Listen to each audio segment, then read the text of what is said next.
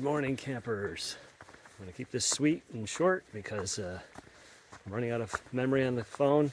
12.5 miles today to the rice field shelter. It's about a 2.5 to 3 mile uphill push to start the day. Great, right? But then after that, the next 10 miles or so is mostly fairly level, ridgeline walking, minor little ups and downs. Should be easy hiking once I get to the top of this climb. So, relatively short day, 12.5 miles. Tomorrow, 8.1 miles into Parisburg. And that's when I'm going to stay at a hostel, Angel's Rest Hiker Hostel, for a 0 day there. But today, the sun's coming out. I still put on my rain kilt just in case, and I put my rain cover on my pack just in case. Also, the overgrowth has been really bad, so this will keep my legs dry, my pants as dry as possible. They're not really dry right now, but I'll keep them from being continually wet. Okay, anyway, I'm off and running, and a light video and photos today. Just trying to save space on the phone, so probably a short episode today.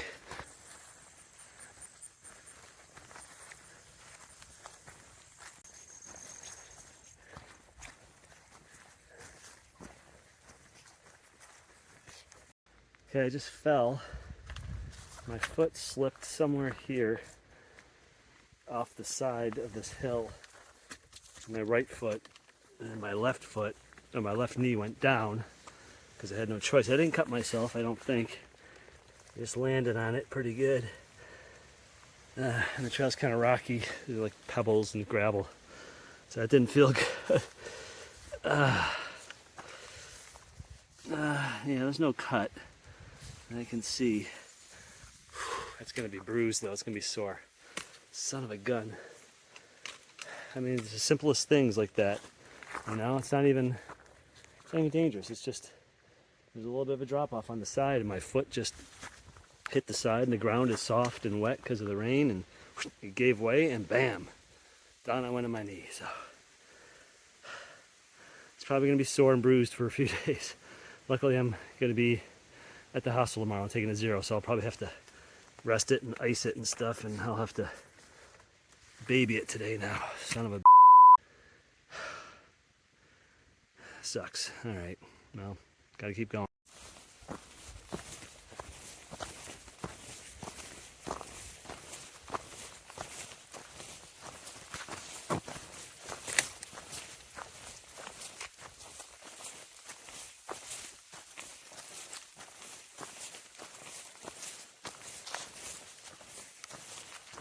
Slipped again.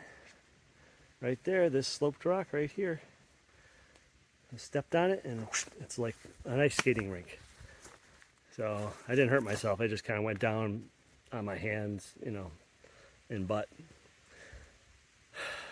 But, no matter how easy the trail is, it just takes the one step, There's a lot of treacherous things out here that don't seem treacherous until they become treacherous. So, gotta be careful.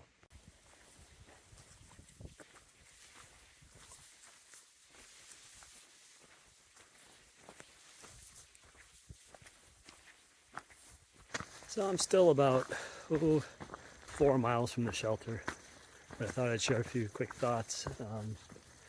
I started out totally by myself. I got passed by 2 other hikers, both through hiking. One was flip-flopping, and the other one started at Katahdin overgrown trail. And look at that. You can't even see the trail. There's terrible trail maintenance around here. In any event, started in Katahdin June 1st, I guess. First week of June. And he's already down here in 3 months. That's way too fast. I'm sorry. That's just too fast. That's over 500 miles a month. That's just, you're doing 130 miles a week. You're doing almost 20 miles a day, every day, with no breaks. If you're taking breaks, you have to be doing more than 20 miles a day. Over that terrain, I think that's foolhardy. But I just want to say it's a very different experience. Last night there were 5 of us at the shelter, 3 inside and 1 guy hammocking, 1 guy tenting. But, you know, the southbound part on a flip-flop, very different experience. Very few people. Very few people at the campsites. Some section hikers, but now that Labor Day is passed, I don't think I'm going to see as many section hikers, especially during the week, maybe on the weekends. But, you know, I expect it to be a lot calmer and quieter now, even than it was at the beginning. It was pretty calm and quiet at the beginning. So, just be prepared for that if you're on a flip-flop, that on your flop, it's going to be a very different vibe. It's going to be very serene, very quiet, a lot more time for introspection and just immersing yourself in nature. Not a lot of people to talk to. Not as much camaraderie with people that you're seeing over and over again. Not as much of a sense of building. This is all building toward a climax at, you know, Katahdin, the northbound portion. That was palpable. You could sense it. You know, even though I was a flip-flopper, you could sense the northbounders and you know, their anticipation and excitement.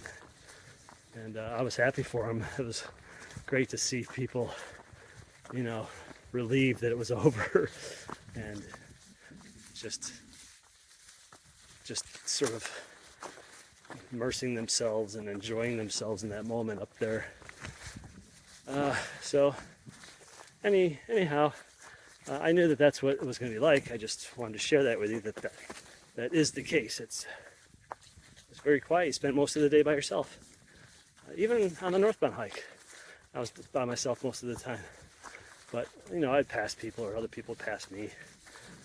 We would always wind up, you know, at campsites. I'd see people. The closer you got to Katahdin, got more and more crowded. But down here, not at all. You know, you might have a shelter all to yourself. Or it just might be 2 of you or 3 of you. So, okay, well anyway, just some random thoughts.